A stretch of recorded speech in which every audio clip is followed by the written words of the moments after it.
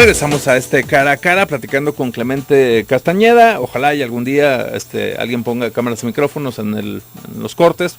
La información más interesante sale ahí.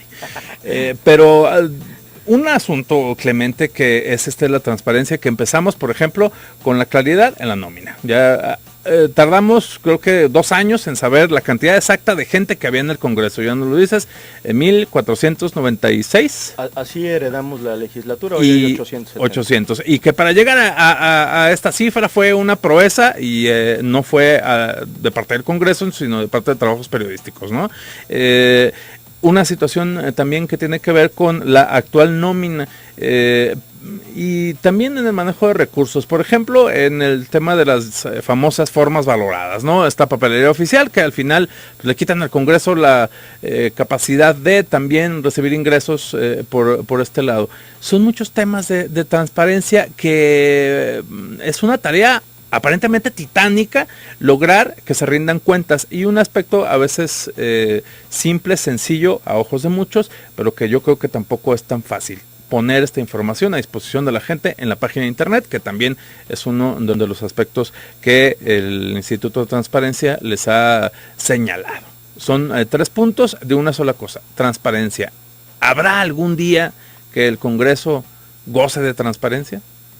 A ver, yo recordaría, Franco, el Instituto de Transparencia acaba de hacer una evaluación de los sujetos obligados, evaluó al propio Congreso del Estado y le dio una calificación de 87. Es decir, ¿es una calificación positiva? Sí.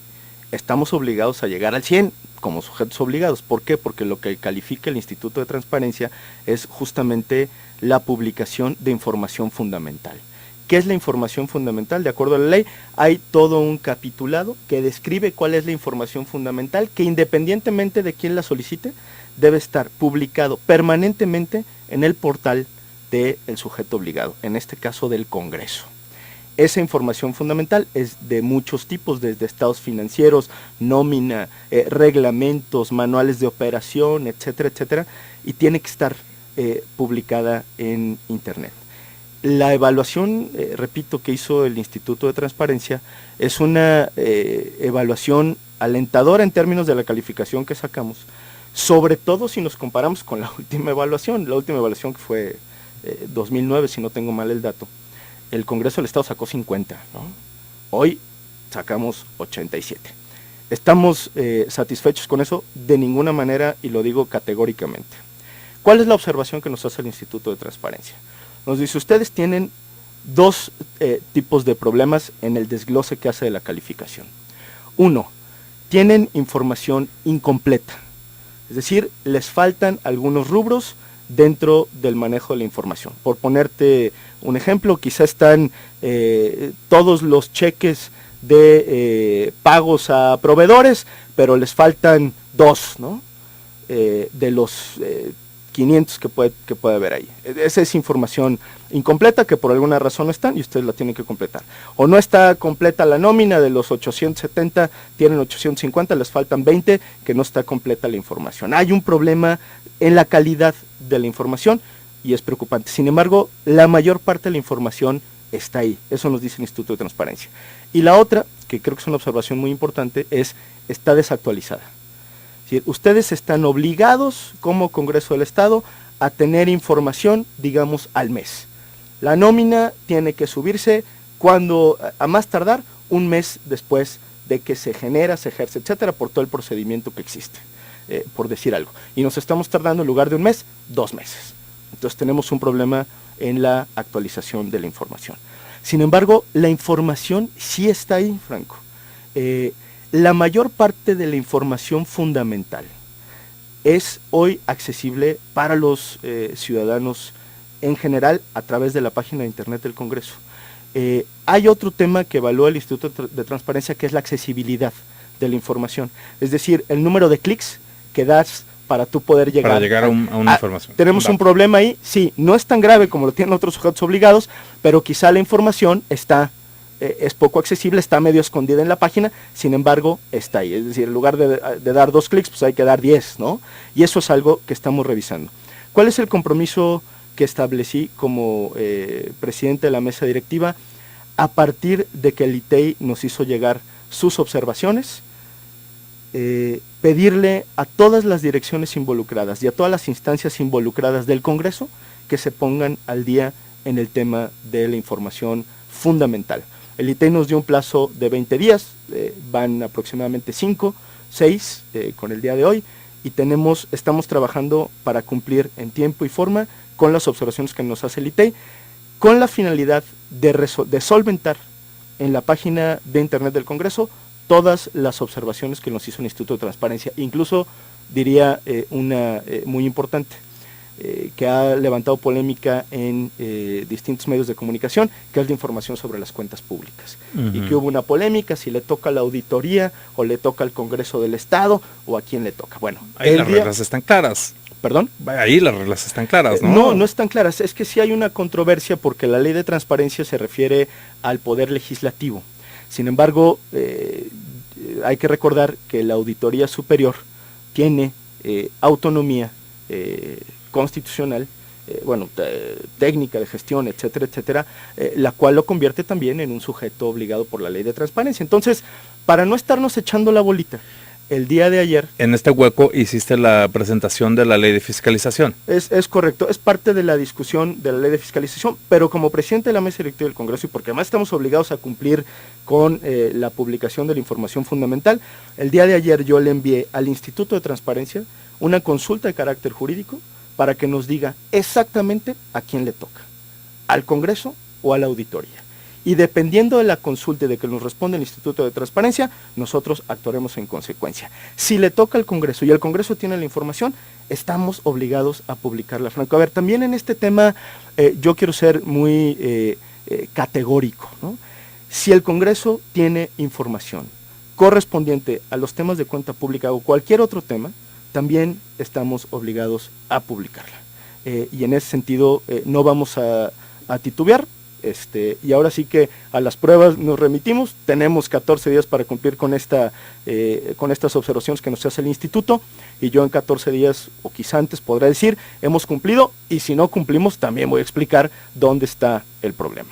Y una de las cosas en términos también de problemáticas del Congreso, además de la transparencia, es el manejo de recursos. Muy criticado fue a principio de año este tema del dinero extra, por llamarle de alguna manera, que reciben los diputados independientemente del sueldo, que para casas de enlace, que para la contratación de personal extra. ¿Podríamos hablar, Clemente, de que esta legislatura podría ser ejemplar en...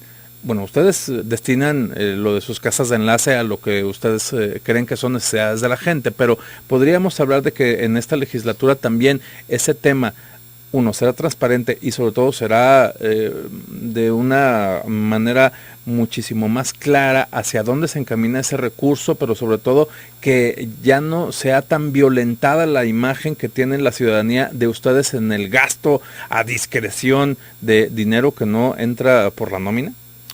Fíjate, Fran, qué bueno que tocas ese tema y sobre todo la manera en la que lo tocas. El dicho popular dice, oye, el dinero es problema. Pues no es problema porque no hay. Bueno, va a suceder o sucede algo similar en el Congreso del Estado. Hoy, los diputados, todos los diputados, sean coordinadores de fracción parlamentaria, sean presidentes de la mesa directiva, presidentes de la Junta de Coordinación Política, encabecen las comisiones más importantes del Congreso del Estado, no tienen recursos adicionales, un solo peso adicional. Antes existía en el Congreso del Estado una cosa que se inventaron que se llamaba la partida 8000, que era un recurso que llegaba a las fracciones parlamentarias, que las fracciones parlamentarias hacían un manejo absolutamente discrecional de ese recurso y que servía para miles de cosas, menos para cuestiones de interés público. Y eso ni siquiera se observaba en los procesos de fiscalización y no le rendían cuentas absolutamente a nadie. Después esa partida 8000 se convirtió en otra cosa, terminó en el tema de las casas de enlace, que por cierto, hoy las casas de enlace no existen más en el Congreso del Estado. Al principio de la legislatura hubo toda una discusión porque los diputados teníamos un sobresueldo de 93,000 pesos mensuales.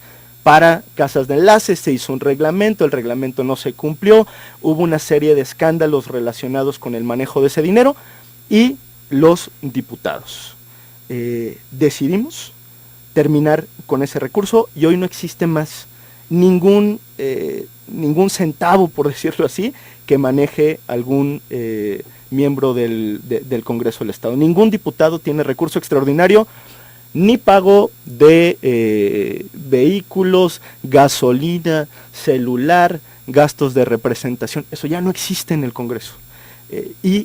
Por lo que tú me preguntas, quizá muy poca gente lo sabe, porque nosotros no lo hemos comunicado de manera adecuada. ¿Qué sí existe? Adelante. No, y que te iba a decir, en el imaginario está todavía este fantasma, ¿no? Que creo que debido a la complejidad del Congreso van avanzando los temas, las críticas, las polémicas y se van olvidando y dejando de cerrar círculos, como dicen los filósofos. Quizá el Congreso nunca va a quedar bien y nunca va a dejar satisfecha a la gente, pero sin embargo yo sí platico con mis colegas diputados y creo que son medidas de las cuales, como las que yo hablaba, sí nos podemos sentir orgullosos. Este sobresueldo discrecional ya no existe, ¿no? Y no le voy a colgar la medallita a nadie porque todo el mundo sabe cuál fue la posición que establecieron las distintas fracciones parlamentarias, quién ejerció bien sus recursos, quién no lo hizo, pero hoy afortunadamente ese dinero ya no existe. Hoy los diputados reciben solamente su salario, que números redondos mensualmente son 65,000, entre 65,000 y 70,000 pesos libres, ¿no? Reciben para cada una de sus comisiones 65,000 pesos al año, es decir, para hacer foros o para el trabajo, incluso para desplazarse, en mi caso que presido la Comisión de Asuntos Indígenas, para desplazarme a la sierra en algunos viajes que he podido hacer, pero son 65,000 pesos, no más, no menos, que recibe cada una de las comisiones. Los administran los presidentes de las comisiones. Tiene cada uno de los diputados una bolsa de 105,000 pesos mensuales para la contratación de su personal, y es un personal que está obligado desde luego a asistir al Congreso, a tener cierto perfil, obedece a un tabulador de carácter salarial y es el staff con el que cuentan los diputados, pero no es de que le damos al diputado 105,000 pesos y usted haga lo que quiera, no, forman parte de estos 870 trabajadores del Congreso, que son los que se tienen que ir cuando termine la legislatura, digamos, es el staff de cada uno de los diputados. Y los coordinadores parlamentarios tenemos el mismo staff más 2 personas, un coordinador general de asesores y un coordinador de medios de comunicación. De ahí en más, los diputados no tienen absolutamente nada. Se autorizó para el presidente de la mesa directiva del Congreso una camioneta que se usa primero cuando funciona y segundo cuando el presidente lo solicita. Hasta donde yo tengo entendido, ningún presidente de la mesa directiva ha hecho uso de esta prerrogativa, por un lado, y dos, la posibilidad de que cada presidente del Congreso tenga una disposición de 15,000 pesos mensuales para algún gasto de representación, alguna gira, etcétera, etcétera. También desconozco si se haya hecho uso de esta prerrogativa, entiendo que no. Digamos, sí hay de esta legislatura un compromiso con esos temas. Pues ya hablamos de los problemas, Clemente. Vamos en los últimos minutos de este cara a cara a hablar de las propuestas, de las cosas positivas, si es que las hay. Nos vamos a la pausa y regresamos ya para cerrar este cara a cara.